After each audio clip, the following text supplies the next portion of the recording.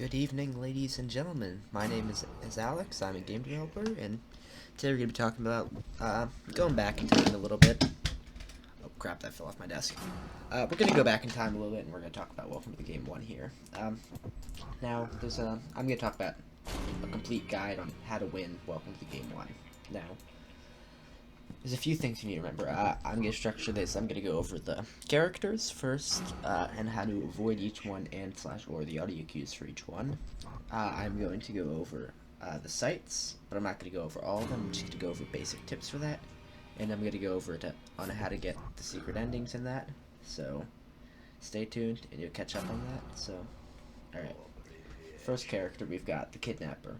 What the Kidnapper will do is he will show up at your window, and he will basically just kind of come and try to kidnap you, basically.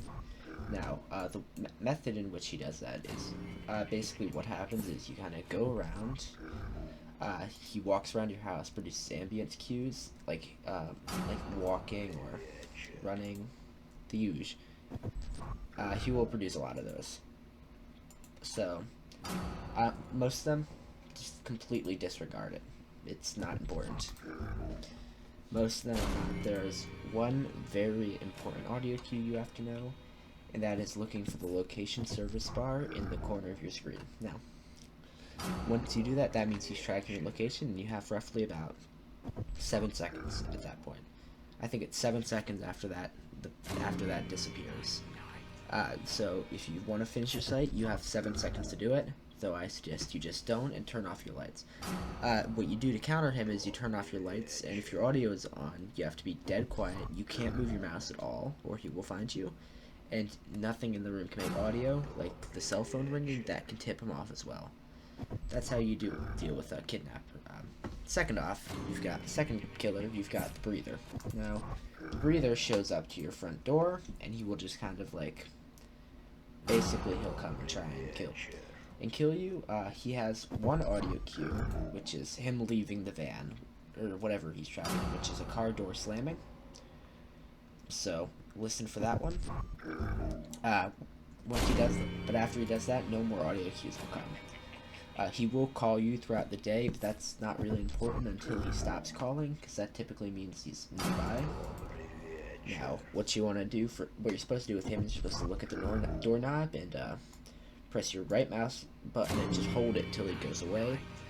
I don't typically like to do it that way, because I always am tempted to look outside the front window, which could tip him off and he tries to kick down the door. I like to tip him off immediately, because it's significantly faster and more time efficient if you just use the brace yourself mechanic, which is massively spamming M1.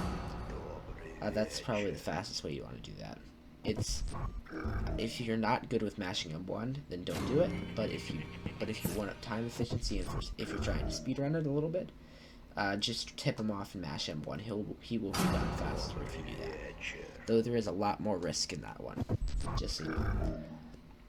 Okay, website searching.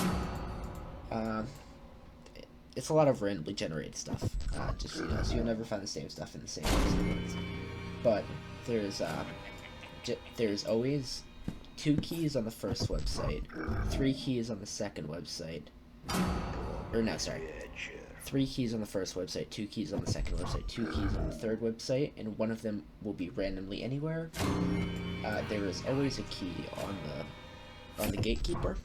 Always look for that key. Now, and that key requires that you go around and search around and find a bunch of different information, like what the prices and stuff are. There are a lot of guides through how to completely get through Gatekeeper. It's not that hard. That's kind of about it for mechanics. It's mostly just repetition and hearing audio cues. I suggest you just kind of play around with it and you pick up the audio cues. Once you hear them, you'll be fine. But, it just takes a little bit of experience. I happen to have put a lot of hours into Welcome to the Game, which allowed me to pick up on the audio cues. And as you play through it, you'll pick up an association between certain cues. Like, there are some cues that are, there's a chance that it might happen, which, I mean, is a dun-dun. If you hear that, that's a chance that the kidnapper might come, but it really is up to random chance at that point. So, yeah, that's about it. See ya. Oh, one more thing I forgot to mention. I do want to mention about the change for this channel. I'm not only going to be producing Welcome to the Game stuff, in case that's what any of you subscribers are looking for. I'm not only producing Welcome to the Game. I will play some other games that I enjoy. Like, for example, there might be a series on one of the Call of Cthulhu games that I have that I haven't played yet, so that might be a Let's Play series. But, yeah, just keep in mind for that. I don't intend to be a solely Welcome to the Game, but Welcome to the Game is one of my favorite things. So in any comment section, you can always ask, hey, what does this mean in any Welcome to the game, and I will tell you what it means. I will, unless I get too busy that I cannot answer it, but you will get a response from me. Thank you. Good night.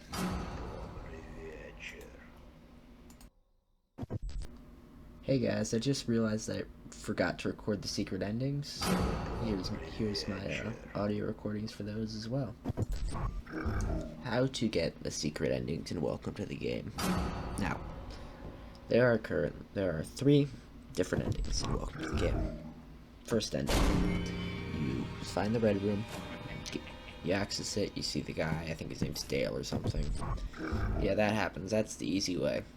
Second way, you go all onto the pervy websites, blah blah blah. You find certain dots and doodads, press them, and they will leave a note on your bottom. There are 4 of them hidden among each of those websites, and each time you hit one, it'll say 1 out of 4, 2 out of 4, 3 out of 4, or 4 out of 4. Once you get all 4, it says, hey, don't you have something better to be doing? And then you complete the game as normal, except this time you get interrupted and you find out you're playing as a female who has a date to go to, blah blah, etc. I'll leave it to you.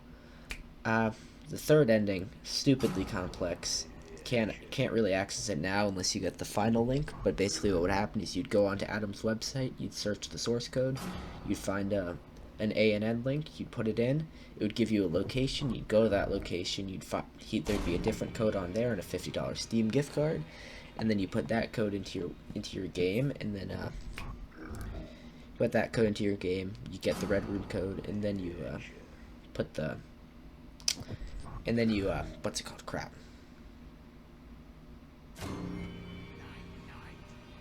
Ah, yes. Then you win. And you play as the guy in the room this time. Then you have to mash M1 and M2, I believe it is, to get out of the chair, and if you don't do it fast enough, all your work has been for nothing. Yeah, they're pretty nice endings.